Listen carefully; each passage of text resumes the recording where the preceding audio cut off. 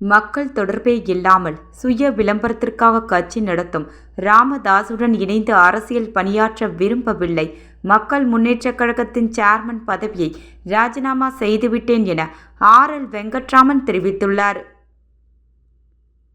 24/7/2025 அன்றும் மக்கள் முன்னேற்றக் கழகத்தின் தலைவர் ராமதாஸ் அவர்களுக்கு சேர்மன் என்ற முறையில் நான் எழுதிய கடிதத்தில் அவர் வீட்டில் நடைபெற்ற மெஜாரிட்டி இல்லாத செயற்குழு கூட்டத்தில் நிறைவேற்றப்பட்ட தீர்மானங்களை ரத்து செய்ய வேண்டும் என்றும், முதலில் கட்சியை பதிவு செய்துவிட்டு பிறகு அனைத்து நிர்வாகிகளையும் அறிவித்து கட்சியின் அடித்தளத்தை பலப்படுத்தும் வேலைகளை முடித்து கட்சி வளர்ச்சி பணிகளை பார்க்க வேண்டும் என்றும், அதன் பிறகு பொதுக்கூட்டம், மாநாடு, 3வது அணி அமைத்தல் பற்றி பேசலாம் என்றும், 2026 சட்டமன்ற தேர்தலை சந்திக்க தயாராக வேண்டும் என்றும் கடிதம் மூலம் கேட்டுக்கொண்டேன்.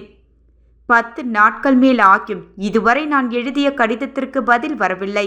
இந்த நடவடிக்கை கட்சியில் ஜனநாயக ரீதியான கட்டுக்கோப்பு இல்லாமல் சர்வாதிகார ரீதியான கட்டுக்கோப்பு தான் இருப்பது தெரிகிறது. ஆகவே தான் நான் கட்சியை விட்டு வெளியேற முடிவு செய்தேன்.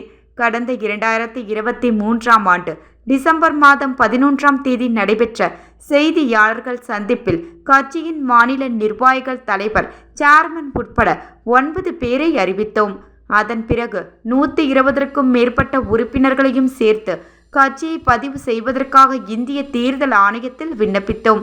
1.5 வருடத்திற்கு மேல் ஆகிவிட்டது. இதுவரை கட்சி பதியப்படவில்லை. அது சம்பந்தமாக ராமதாஸ் அவர்கள் நேரடியாக டெல்லி சென்று கட்சி பதவிற்காக பேசவும் விண்ணப்பிக்க மாநில நிர்வாகிகள் 9 பேரில் 3 பேர் தலைவர் ராமதாஸின் செயல்பாடு பிடிக்காத காரணத்தினால் அவர்கள் ஆரம்ப கால கட்டத்திலேயே கட்சி பக்கமே வருவதில்லை. மீதி 6 பேர் மட்டுமே தேர்தல் ஆணையம் பட்டியலில் உள்ளது.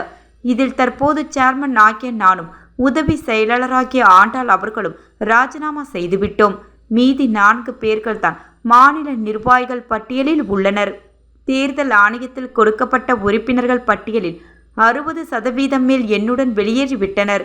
இதை வைத்துக்கொண்டு எப்படி 3வது அணி பொதுக்கூட்டம், மாநாடு என்று பேசுவது ஒரு தலைவருக்கு அழகா?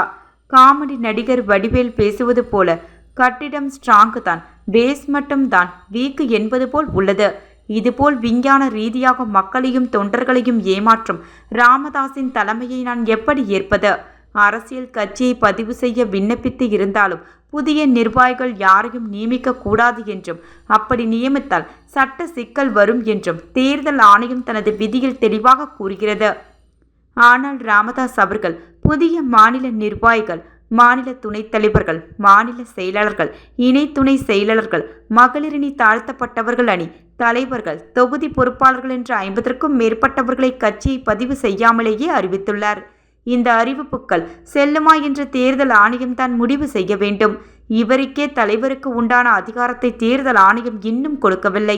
ஆனால் இவரது அறிவிப்புகள் தொண்டர்களை ஏமாற்றும் செயல் இல்லையா? நீங்கள் சேர்மனாக இருந்து கொண்டு ஏன் கேட்கவில்லை என்று சொல்லாதீர்கள். ஏனென்றால் எப்பொழுதுமே அவர் முடிவெடுத்து விட்டுதான் நல்லவர் போல் பேசி நம்மிடத்தில் திணிப்பார். கட்சி கொடி விஷயத்திலும் அப்படித்தான் நடந்தது. கட்சி கொடியின் வடிவமைப்பு யாருக்குமே பிடிக்கவில்லை. எத்தனை முறை கூட்டத்தில் பல பேர் கட்சி கொடியை மாற்ற வேண்டும் என்று கோரிக்கை வைத்தனர். அதையும் நிராகரித்து விட்டார். திரு ராமதாஸ் அவர்கள் நன்கு படித்தவர் மற்றும் நல்ல நிர்வாகி. எங்கு தவறு நடந்தாலும் அதை சுட்டிக்காட்டும் திறமை உள்ளவர். அதை நிவர்த்தி செய்ய எந்தவிதமான அழுத்தமோ, மக்கள் நலனுக்காக களத்தில் இறங்கி போராட்டமோ நடத்த முடியாதவர். கடைசி வரை கேள்வி ஒன்றுதான் கேட்டுக்கொண்டிருப்பார். ஏட்டு சுரக்காய் கூட்டுக்கு உதவாது என்று பழமொழி கூறுவார்கள். அதுபோலத்தான் இவரது செயல்பாடுகள் இருக்கும். அவருக்குத்தான் கட்சியை வைத்திருக்கிறாரே தவிர மக்களுக்காக அல்ல. ஆகவே மக்கள் தொடர்பில்லாத தனது சுய விளம்பரத்திற்காக கட்சி நடத்தும் ராமதாஸ் அவர்களுடன் இணைந்து எப்படி அரசியலில் பயணிக்க முடியும்? அதனால் புதுவை மக்கள் நலன் கருதி ஜனநாயகத்தை பாதுகாக்க மக்கள் முன்னேற்ற கழகத்தின் சேர்மன் பதவியை ராஜினாமா செய்துவிட்டேன். இந்த ராஜினாமா கடிதத்தை இந்திய தேர்தல் ஆணையத்திற்கும் அனுப்பியுள்ளேன் என்றும் இந்த அறிக்கையின் மூலம் தெரிவித்துக் கொள்கிறேன் என RL வெங்கட்ராமன் தெரிவித்துள்ளார்.